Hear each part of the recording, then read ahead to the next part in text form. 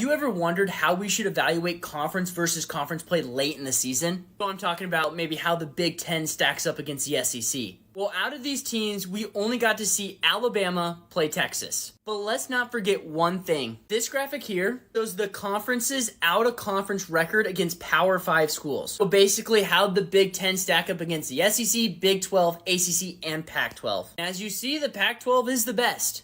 After out-of-conference play, we all thought this. There was even like 8 ranked teams in the Pac-12. And the next best was the SEC with like 6. Now, yes, maybe some of these bottom feeder teams aren't as good and way down the conference, like the Big Ten, then we can still evaluate how each team is against a certain team. With the SEC, Tennessee just got ranked 21st. What's their signature win?